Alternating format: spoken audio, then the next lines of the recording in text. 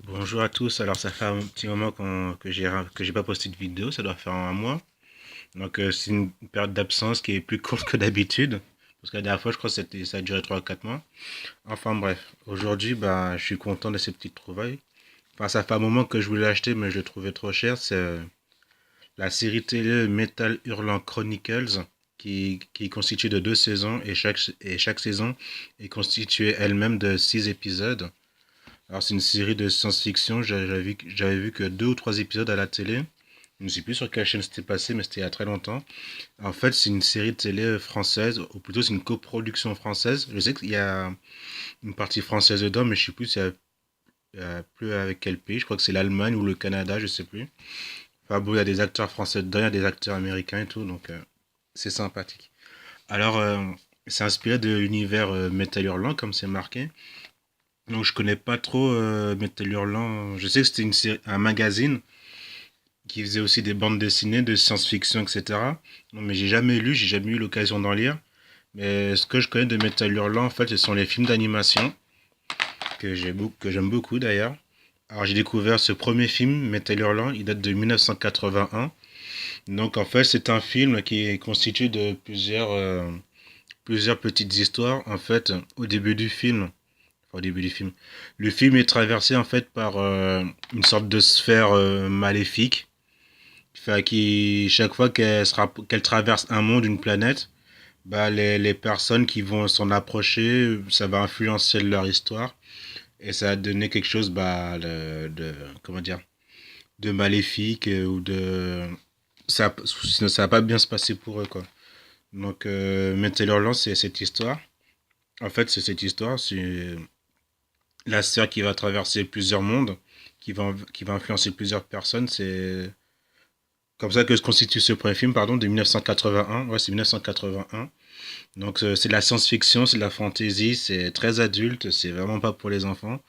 Moi, quand j'ai découvert ça il y a quelques années, parce que je l'avais acheté en VHS au milieu des années 90, je crois, ou à la fin des années 90, bah j'étais un peu, comment dire, pas habitué à ce genre de dessin animé. Enfin, plutôt si quand je regardais des animations japonais, mais venant de l'animation occidentale, voire américain, bah, ça m'a un peu, pas déconcerté, non, parce que j'étais habitué, mais ça m'a étonné, voilà, c'est le mot que je cherche à étonner. Donc c'est un très bon film d'animation, ça a vieilli, hein. Malgré le Blu-ray, une bonne restauration de Blu-ray, ça a vieilli, mais faut... ça a fait son âge, quoi. C'est dire, ça a presque 30 ans, ça a 25 ans, donc voilà, donc je vous le conseille de le voir juste par curiosité, quoi. Donc Metal Hurlant, sorti en 1981, je crois que c'est un film... c'est canadien, je crois. Ouais, je sais plus, mais très bon film, curiosité, regardez-le. Et 20 ans plus tard, sorti en 2001, alors Heavy Metal, c'est le nom anglais de Metal Hurlant, Heavy Metal 2000. Cette fois-ci, bah, contrairement à ce film-là, ce n'est pas un film composé de plusieurs histoires. Là, c'est une histoire unique qui suit cette héroïne. En fait, c'est très basique, hein. C'est aussi de la science-fiction. Ça se passe quelque part lointain dans le futur, genre Star Wars. Enfin, pas genre Star Wars, ce serait trop public maintenant. C'est pas du Disney, quoi. Donc en fait, ça se passe. Si je me souviens bien, ouais, c'est un tyran qui veut régner sur la galaxie. À un moment, elle attaque sa planète ou son pays à elle. Non, c'est sa planète qu'elle attaque parce qu'après, elle va se barrer dans un vaisseau. Donc, sa planète est attaquée. Enfin, sa tribu est attaquée. Tout le monde est décimé. C'est un vrai génocide. Elle, c'est la seule survivante. Et puis, bah, elle va partir à la recherche du tyran qui a fait tout ça, quoi. Et bien sûr, avant d'arriver à son objectif, tuer le tyran, ben, elle va traverser plusieurs planètes, avoir des péripéties, etc. Donc c'est très sympa. Ça aussi, c'est très adulte, c'est pas regarder avec des enfants. Donc voilà, je vous le conseille aussi. Et celui-là, je crois que c'est une coproduction canadienne et allemande. Mais c'est pas américain, mais ouais, c'est canadien et allemand, il me semble. Donc voilà, Heavy Metal 2000. Et voilà, Metal Hurlant, la série télé. Donc ben, on va ouvrir ça, on va le découvrir.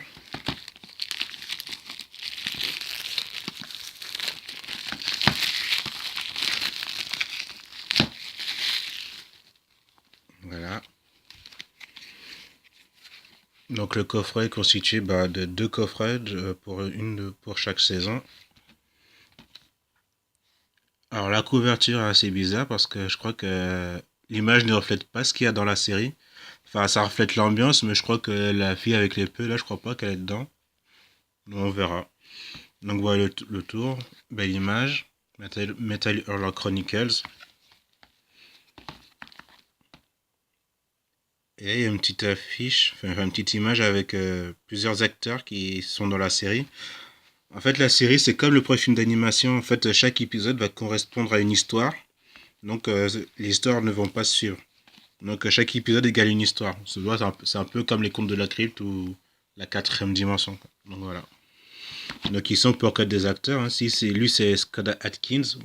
Vous avez pu le voir dans Expandables 2, mais surtout dans Il ne peut en rester qu'un.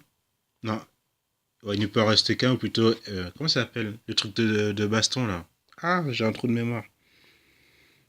Un seul deviendra invincible, voilà. Un seul deviendra invincible 2, 3 et 4. Il joue le rôle de Yuri Boyka dans cette saga. Il y a qui d'autre? Là, c'est Michael J. White. C'est lui qui jouait Spawn. Il jouait aussi dans Un seul deviendra invincible 2 avec lui. Euh, Lui, c'est. J'ai jamais su comment prononcer son nom. Lui, c'est Ruth Hauer, je crois, ouais. Bah, il était dans le premier Blade Runner. Ouais, c'est ça. Alors lui, j'ai oublié son nom à lui, mais ceux qui se souviennent de la série Sliders, c'est lui qui faisait le professeur Arturo, il me semble. Dites-moi si je dis pas de bêtises, mais il me semble vraiment que c'est lui. Donc voilà. Les différents protagonistes, je reconnais pas le reste. Elle me dit rien, elle non plus. Donc voilà. Casting saison 1. Je vais essayer de faire le point, voilà. Rutger Hauer, ouais j'avais raison, Blade Runner, Kelly Brook, Piranha 3D, Joe Flanagan, Stargate Atlantis, Scott Atkins, The Expandables 2, Darren Chalavi, Watchmen, Matt Mullin, Doctor Who, James Masters, bah ouais c'est Buffy, c'est Spike dans Buffy, David Bell dans Banlieue 13. Casting saison 2, Michael Bean, ouais bah le fameux Terminator. Enfin non, c'est pas lui qui joue le Terminator, c'est le gars qui venait du futur lui. Frédéric Bell, c'est une actrice française, ouais, je me souviens bien. Adèle Blanc-Sey, John Rhys Davis, Sliders. Ouais, donc c'est lui, professeur Arturo. Son nom, c'est John Rhys Davis. Jimmy Jean-Louis, c'est le l'haïtien qui parle pas dans Heroes, je me souviens. Michael J. White, bah ouais, il a joué dans The Dark Knight. C'est lui le chef du gang afro-américain. Mais c'est lui qui joue à Spawn aussi. Katsuni, bah, plusieurs films porno à son actif. Dominique Pinon, Amélie Poulain. Donc voilà, du beau monde. Alors, on va lire la petite phrase. Ici de l'œuvre culte des plus grands créateurs du magazine de bande dessinée. La série Metal Hurlant Chronicles est un incroyable mélange d'action, d'aventure et de science-fiction. Donc voilà. Donc on va voir le coffret, parce que j'ai beaucoup parlé. Si c'est pas dur à enlever, bien sûr.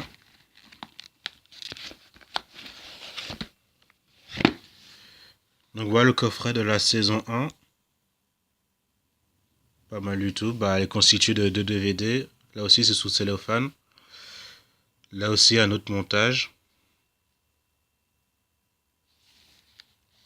Hâte de voir ça, je crois que je vais me faire ça ce week-end, hein, vu que c'est férié.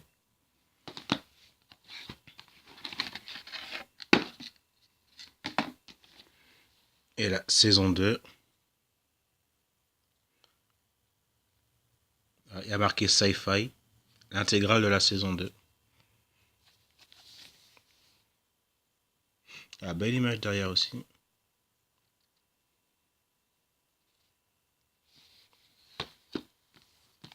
Bon, je vais essayer d'ouvrir ça.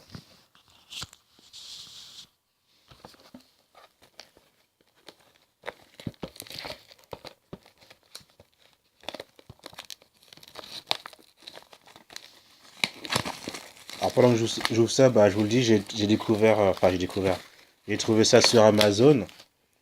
Je l'ai eu pour 15 euros, alors que d'habitude le prix oscille entre 25 et 35 euros. Je ne sais pas comment fonctionne l'algorithme de logiciel d'Amazon. À chaque fois, les prix du Blu-ray, ça n'arrête pas de descendre, de monter. Voilà, grâce à une alerte, j'ai pu le trouver à 15 euros, donc je suis très content. Donc on va voir les Blu-ray de la saison 1.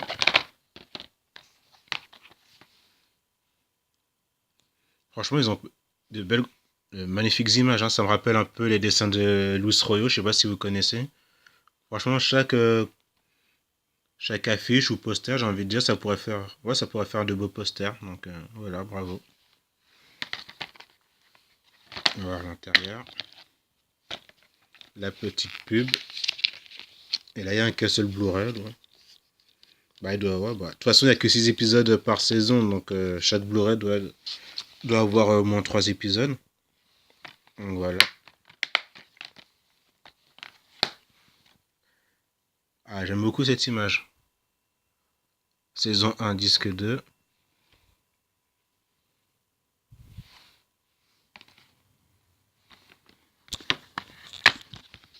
Bon, à l'intérieur, c'est pareil, hein, rien de. Voilà. Oh, bah, si on lisait les listes des épisodes. Alors, derrière. Ouh. Saison 1, King's Crown. Ouais, je crois que j'ai vu cet épisode. Dans un monde mêlant chevalerie et cybertechnologie, le roi fait régner la terreur sur ses sujets. Sentant sa mort approcher, il organise un tournoi pour désigner son successeur, Guillaume de Thuram. Thuram, comme Lilian Thuram, ça s'écrit pareil. Un jeune chevalier idéaliste va tout faire pour emporter la couronne et ramener la paix dans le royaume. Alors, je me souviens dans cet épisode, il y a Scott Adkins et Michael J. White. Ils s'affrontent dedans. Ouais, je me souviens très bien. Épisode 2, Shelter Me, protège-moi. C'est avec le gars qui joue Spike dans Buffy. Euh, Jennifer reprend connaissance dans un abri anti-atomique. Mr. Davis, son mystérieux voisin, est à ses côtés à son réveil. Il lui apprend qu'ils sont les seuls survivants de l'holocauste nucléaire qui a anéanti le monde. Les radiations tueraient quiconque tenterait de rejoindre l'extérieur. Mais peut-elle lui faire confiance? Ouais, je crois que je l'ai vu aussi cet épisode. Hein. Ouais, c'est un huis clos. Je me souviens, c'est un huis clos. Je sais plus comment ça se finit, donc je vais me retaper ça tranquillement. Épisode 3, Free on a Match, entre parenthèses oxygène. Alors, après l'impact d'un astéroïde, 3 passagers de l'US Atlanta parviennent à s'échapper au bord d'une navette de secours. Mais les réserves d'oxygène sont insuffisantes pour maintenir les 3 hommes en vie jusqu'au dernier poste de ravitaillement. Voilà. Voici les 3 premiers épisodes. Bon, je crois pas que je vais tous les lire, hein. Ça va vous gonfler, je crois, mais je vais juste lire les titres des épisodes. Épisode 4, Red Light. Alors lui, je le reconnais, c'est David Bell. C'est le gars qui jouait dans Banlieue 13 et Banlieue 13 Ultimatum. Voilà. Épisode 5, Pledge of Anya, le serment d'Anya. Épisode 6, Master of Destiny, maître du destin. Voilà pour la saison 1. Bon, je vais ranger ça tout à l'heure. Saison 2, voilà aussi. C'est dur d'ouvrir d'une seule main, donc je pose ça vite fait.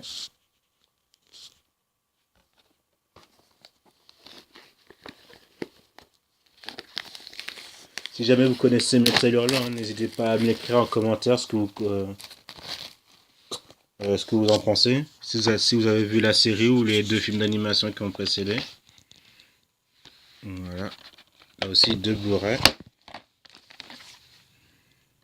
Saison 2, disque 1. Ah, la typographie n'est pas la même et là-dessus il y a 4 épisodes au lieu de 3. Alors épisode 1, Endomorphe. Dans ce monde ravagé par la guerre contre les mécamorphes, un élu a été désigné pour sauver l'humanité. Il porte en lui l'endomorphe, une âme redoutable capable d'anéantir l'ennemi escorté par un groupe de soldats surentraînés. Sa mission est d'atteindre le cœur en territoire mécamorphe et de libérer le pouvoir de l'endomorphe. Ouais, ouais. Ça m'a l'air sympa ça aussi. Épisode 2, Whisky. Ça a l'air d'être dans un monde de western, ça. Dans la petite ville de Totem, le docteur Rowan n'a jamais été capable de sauver ses patients. En effet, son cabinet compte plus de morts que de vies sauvées. Mais un soir, ses mains prennent soudainement feu. D'abord effrayé, il finit par découvrir qu'il a maintenant un pouvoir de guérison absolu. Ah, ça m'a l'air sympathique aussi. Seconde chance. Joe est un joueur certainement trop Après avoir tout perdu face à Xerotrob, le pire créancier de la galaxie, est incapable d'honorer ses dettes. Il est contraint de fuir pour sauver sa peau. Son seul espoir est de partir en quête d'un trésor maudit caché aux confins de l'univers. Ça m'a l'air sympa. Épisode 4, le dernier Xondor. Suite à une cuisante défaite face aux Largevin, ils inventent des noms extraterrestres, c'est relou des fois. La princesse Alaria doit fuir sa planète avec son peuple. Son dernier espoir pour la reprendre est de rejoindre le Techno-Roi pour lui proposer une alliance. Mais affaiblie par une mystérieuse maladie, elle risque de ne pas survivre jusque-là. Kondor, son plus fidèle guerrier, part à la recherche de l'élixir qui la sauvera ainsi que ses sujets. Voilà. Bon, je vais pas lire le deuxième disque. Hein. Oh, remarque si, il y a que 2 épisodes dessus. C'est bizarre. Le second fils. À la cour du roi Tobias, on brûle la vie par les debout. Et pour cause, un mystérieux sortilège rend immortels les habitants du château, les protégeant de toutes les toutes les menaces extérieures. Mais la lutte fratricide des princes Tybalt et Byron pour la succession au trône va peu à peu affaiblir les défenses du royaume. Donc là, c'est une lutte entre 2 frères pour être le roi. Épisode 6, retour à la réalité. Ah, c'est avec le haïtien dans Heroes. Et si nous pouvions voyager virtuellement dans d'autres mondes, vivant des aventures dépassant l'imagination et développant de nouveaux pouvoirs. Grâce au fixateur de rêve, tout devient possible. Mais après le rêve, le retour à la réalité peut se transformer en cauchemar. Une machine qui fait des rêves, ça me fait penser à Total Recall, ça. Ça fait aussi penser à Cobra, plus loin. Donc voilà, le programme de la 2e saison. Donc tout ça, ça m'a l'air bien sympathique. J'ai regardé ça ce week-end, pépère. Enfin, pas la série entière, mais une bonne partie. Franchement, je suis bien content. Ça fait un moment que je les voulais. Et attendez juste d'avoir un bon prix. C'est le cas. Et franchement, en ce qui concerne les prix, si vous voulez acheter des trucs, franchement, essayez d'attendre le Black Friday. Ouais, je crois que c'est le dernier week-end du mois de novembre, le Black Friday. Et là, vous aurez des remises de ouf. Des prix imbattables, franchement. Gardez vos sous pour le Black Friday. Vous verrez des bonnes affaires sur Amazon, sur Price Minister et des sites de ce genre. Donc voilà. Metal Hurlant Chronicles, la série. J'espère que cette petite vidéo vous aura plu. Et je vous dis à très très bientôt. Peut-être pour la fin du mois, le mois prochain, parce que je ferai sûrement de bonnes affaires grâce au Black Friday. Donc je vous dis à très bientôt. Salut!